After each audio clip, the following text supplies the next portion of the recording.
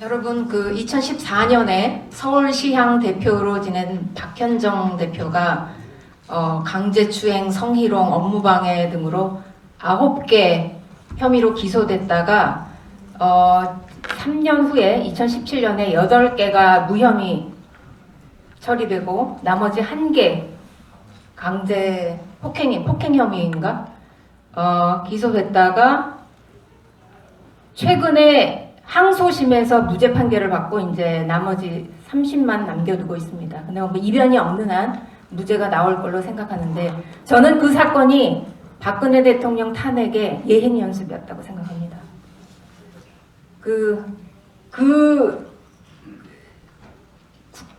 국가적인 사건이 아닌 하나의 단체와 관련된 사건도 지금 해결하는데 6년 이상이 걸리고 있습니다. 그러니 이 탄핵 같은 엄청난 사기 탄핵 같은 이 엄청난 사건을 해결하는데 3년 만에 우리가 포기할 수는 없죠. 그렇죠?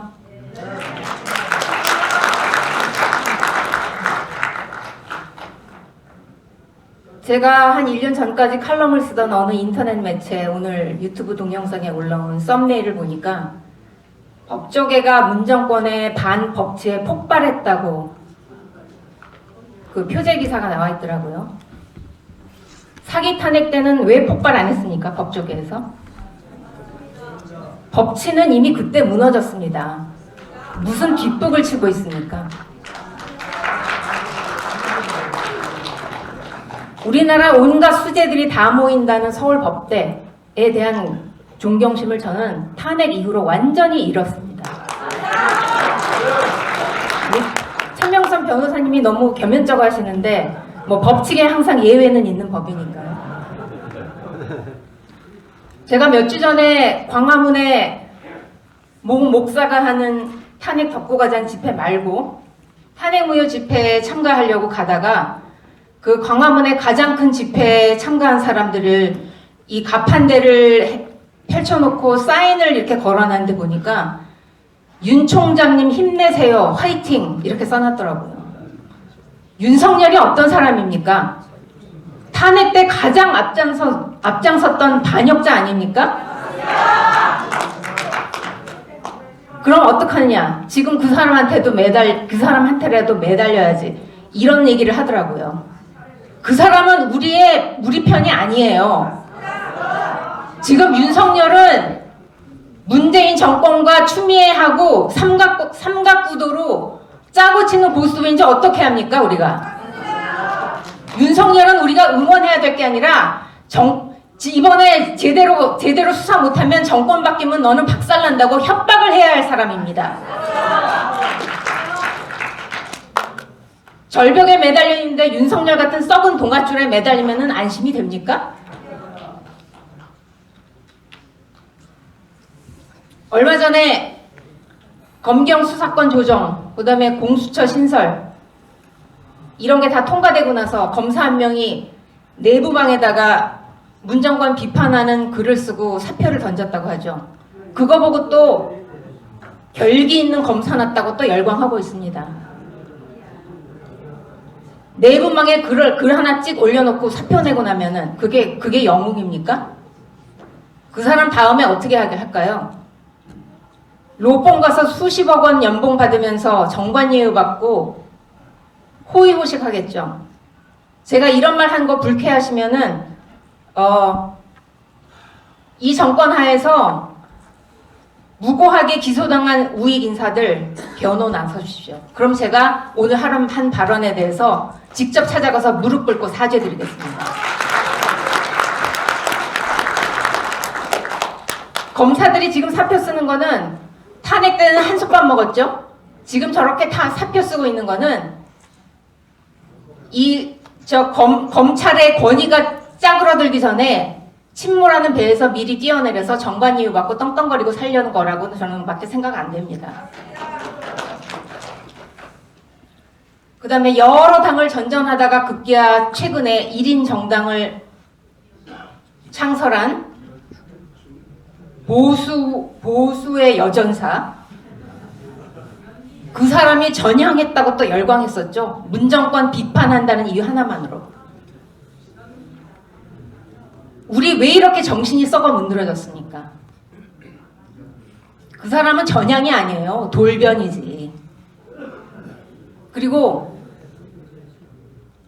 그 소위 전향했다는 사람들, 젊은 시절에 쓰레기 같은 이념에 젊음을 낭비한 게 무슨 벼슬입니까? 왜 우익 정권에만 오면은 그 사람들 레드카펫 쫙 깔아주고 그 VIP 식사 대접을 합니까? 그런 사람들은 정치권에 들어오면 안 됩니다. 평생을 사죄하고 살아야지. 평범한 시민으로 취직해서 아니면 자영업을 하던가. 정치권에 발도 들이지 마십시오. 최근에 역사 교과서 이 정부에서 자의적으로 수정한다고 열받은 역사학자들이 세미나를 연다고 하더군요. 수십 년간 좌익이 장악해서 왜곡해온 역사를 이제야 바로잡는다고요? 그거 하기 전에 아직 잉크도 마르지 않은, 아직 쓰여지도 않은 사기 탄핵에 대한 역사로부터 바로잡을 생각하십시오.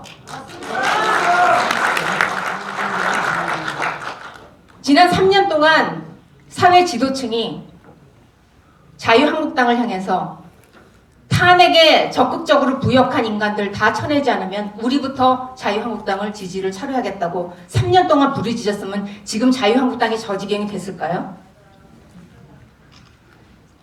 인터넷 매체에 쓰는 인터넷 매체에 글 쓰는 사회 지도층이나 원로들이라는 사람들이 설거지하러 갔어요. 그 아침에 설거지. 사회 원로나 사회 지도층이라는 사람들이 탄핵은 잘못됐지만 탄핵을 묻고 뭉쳐야 이긴다고 얘기합니다.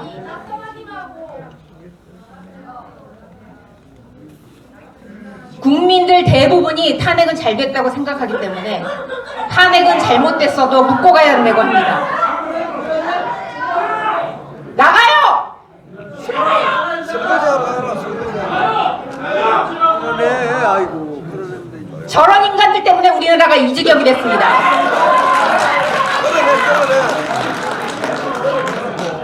당신 뿌락치야 뿌락치?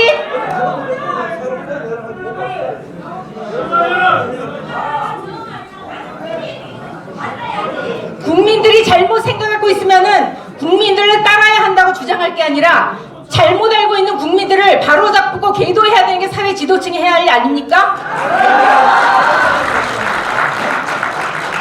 끌어내세요. 끌어내세요.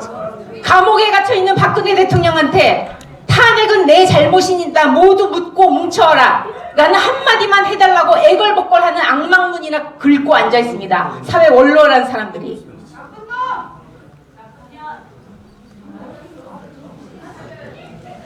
(70년대에) 소련으로 망명한 블라디미르 브로프코프스키라는 분이 있습니다.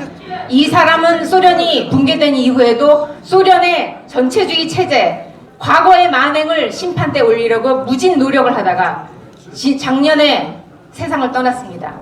그분이 하는 말이 있습니다. 지금 러시아가 저 지경이 된 거는, 러시아가 저렇게 참혹한 상태에서 살고 있는 거는 소련 과거의 만행을 심판대에 올리지 못하기 때문이라고. 도덕적인 정화를 하지 못했기 때문이라고 합니다. 우리는 그 꼴이 되지 않는다는 보장이 있습니까?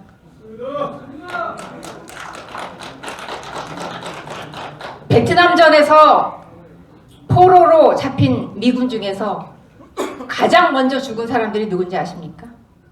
근거 없는 낙관주의입니다. 날짜를 정해놓고 추수감사절 때, 크리스마스 때 나는 반드시 석방될 거다.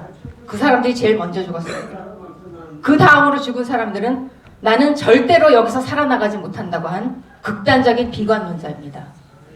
그리고 마지막까지 끝까지 살아남은 사람은 언제가 될지 모르지만 내가 반드시 여기서 살아나간다고 말한 사람들이었습니다. 솔직히 말해서 저는 요즘 두 번째와 세 번째를 오갑니다. 솔직히 말씀드려서. 근데 여기 오늘 최명성 변호사하고 배종호 박사님 보고 또 여기 이 자리를 꽉 채워준 여러분을 보면서 조금은 힘을 얻습니다, 제가. 여러분, 저는 남편도 없고 처자식이란다. 남편도 없고 자식도 없고 대충 저만 살다가 이제 뭐 50 넘었으니까 앞으로 뭐 30년 끼케야 살겠는데 대충 저만 살고 뭐 죽으면 끝입니다. 근데 여러분은 자식도 있지 않습니까? 여러분 자식들을 위해서 역사를 바로잡아서 제대로 기록하고 그리고 지금 오늘날 지금 현재를 살아가는 우리를 위해서도 사기 탄핵은 바로잡고 그리고 우리 미래 세대를 위해서도 사기 탄핵은 바로잡아야 합니다.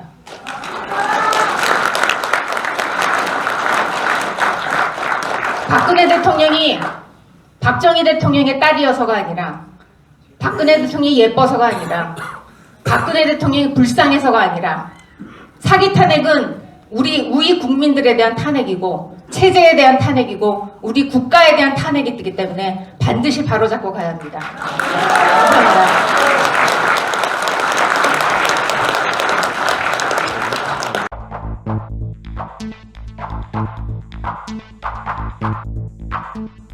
감사합니다.